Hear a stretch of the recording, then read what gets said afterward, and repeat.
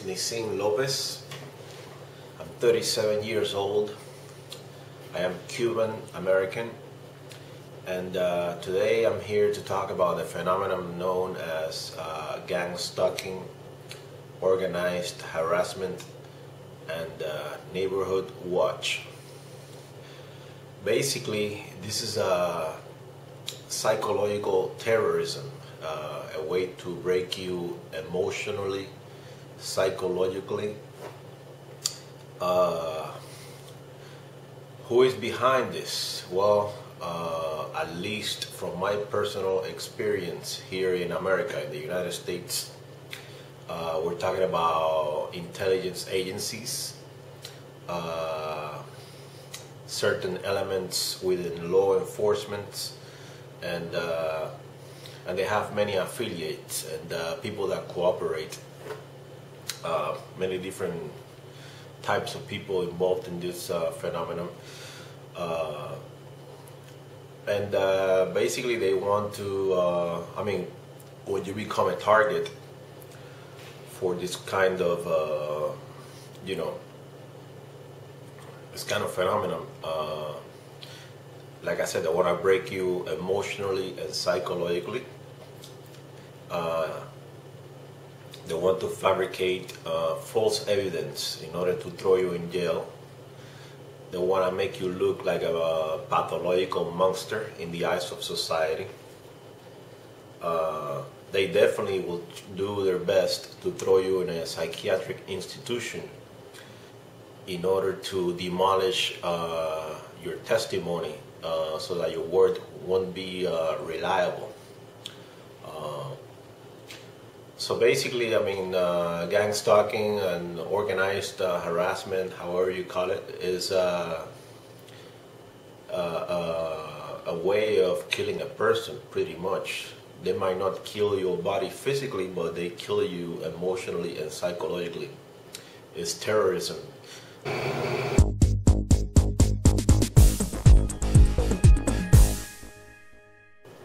It is funny because when people think of the word terrorist, what they see in their mind is an Arab blowing himself up in a plane or in a bus or something like that. But there are many forms of terrorism, pretty much. And I have undergone this kind of stuff. I have been harassed by intelligence agencies that operate freely here in the United States of America ever since early 2011 until now, August of 2013. In December 26th of the year 2012, after being bombarded with psychological torture, like basically absolute devastation of my being on behalf of these intelligence agencies and the corrupt elements within law enforcement here in Miami, Florida, and all the people that cooperated with them, they wasted me. They destroyed me psychologically and emotionally until I ended up in a psychiatric institution on December 26th of 2012. I was there for like about 2 weeks, and then of course, once you end up in a psychiatric institution, that's it, your testimony is demolished. This is done on purpose, so that when you do what I'm doing right now, like revealing myself to society, like basically relating my experience to you, the viewer, so that my testimony won't be valid. So it's a really horrible experience. I guess it depends on who you are, what strength do you have, if you have serious spiritual beliefs, what kind of foundation you stand on, etc. In my personal case, this happened to me. I have a very long and complicated story, but this happened to me because I had a verbal confrontation. I wouldn't call it a confrontation, but I had a verbal disagreement with a rabbi, an Orthodox rabbi, in Miami, Florida. His name is Shmuel Gopin. He's a rabbi from Chabad Lubavitch of Midtown in Miami, Florida. Rabbi Shmuel Gopin of Chabad Lubavitch of Midtown in Miami, Florida. He's married to a lady from Argentina named Hannah, and he's a representative of Chabad in Miami, Florida.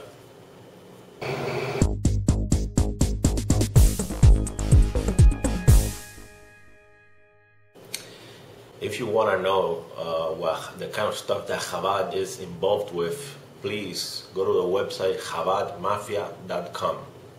C-H-A-B like a boy, A-D, mafia.com.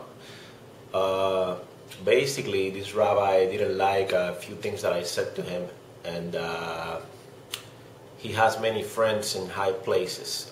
For example, one of his congregants, one of the guys that goes to his synagogue is called Bernie Modell. They call him the Kohen, Bernie Modell.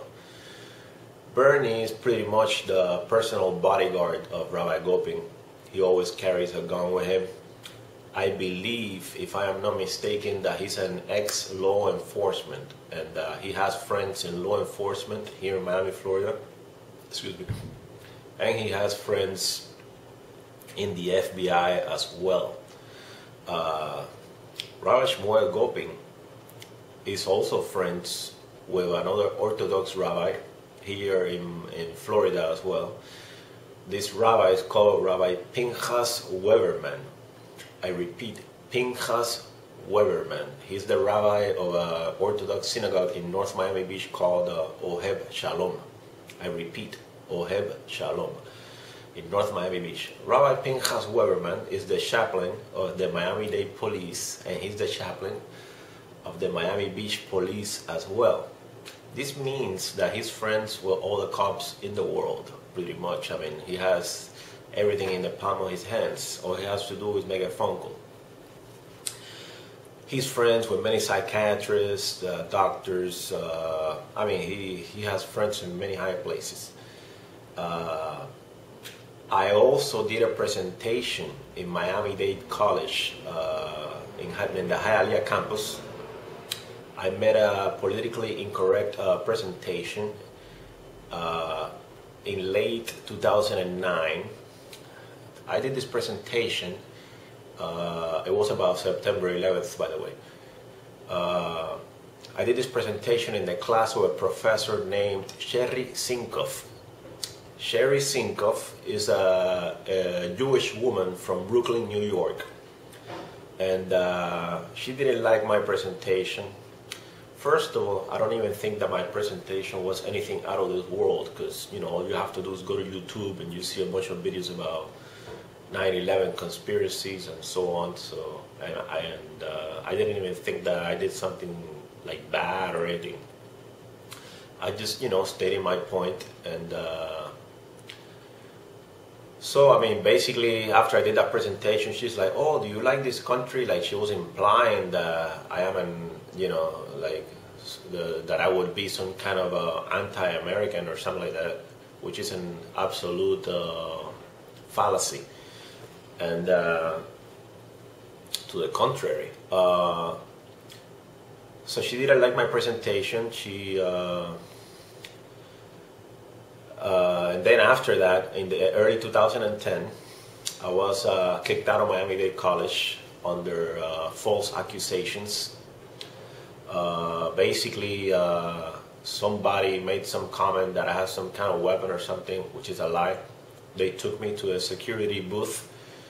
They called the cops on me, and then they interrogated me. Then the academic dean advisor of Miami-Dade College Hialeah campus, she said that I had violated a code of conduct and so on. Later on, a few months later, I was summoned to the office of the academic dean of Miami-Dade College Hialeah campus. Her name is Ana Maria Bradley Hess. I repeat, Ana Maria Bradley Hess. She interrogated me, and basically I knew I was being videotaped and recorded. So, I mean, that was obvious. I guess that she was hoping that I would say something that could be used against me in court, you know. But you know, I had nothing to hide, so what the hell. So yeah, I spoke to her that day, and the funny thing is that Ana Maria Bradley Hess, PhD, that she told me, okay, I'll tell you what. Keep in mind that this is in 2010, okay? She gave me a card of a psychiatrist that has an office in Southwest Miami, 27th Avenue, not far from Coral Way. And she's like, okay, I'm gonna give you this card of this guy. If you go see him, maybe I will accept you back in the college. So I said, oh, okay. I said to myself, wait a minute. How come you're not giving me a document stating that Miami-Dade College is sending Nissin Rafael Lopez to psychiatrist such and such? So basically, she was just sending me there. And then, in early 2011, I started being gang stalked, harassed everywhere I went. I mean, my life has been completely demolished. I mean, you cannot understand this kind of phenomenon unless you have experienced this kind of thing. If you have not experienced gang stalking and organized harassment, I don't believe that there's a possible way that you can understand what this is like and the kind of emotional and psychological hurt that it inflicts on the target. So basically she's like, okay, yeah, go to a psychiatrist and then maybe I'll accept you back into the college. This is in 2010. And then on December 26th of 2012, I ended up in a psychiatrist, in psychiatry in Miami, Florida. This is a coincidence? No, it was all planned. It was engineered, organized. I believe that what has happened to me is more than obvious. You know, I dared to open my mouth and say a few things that some people didn't like, and they got together with some influential individuals here in Miami, Florida, and they said, okay, this guy, you know, we need to destroy this guy's life, and he doesn't really have any family, he's here by himself in the United States, so, you know, and he's an artist, he's creative, so we could say that he's crazy. The only problem with this guy, meaning me, is that he doesn't do any drugs, he doesn't drink, he doesn't smoke cigarettes, so we're gonna have to find a way to make it look bad in the eyes of society. So they have done everything possible. I mean, things that you cannot even possibly begin to imagine, to destroy me and to make me look bad in the eyes of society. Thank God I have some kind of, I will call it psychic intuition. Plus I've been reading all my life. I guess reading did something good for me in the end.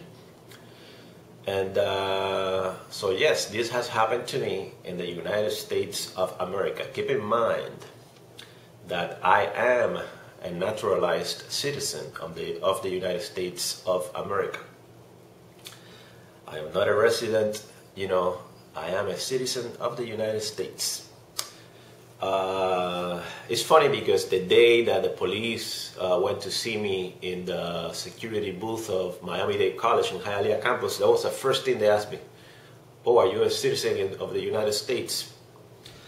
I guess they were trying to see if they could deport me or something, maybe.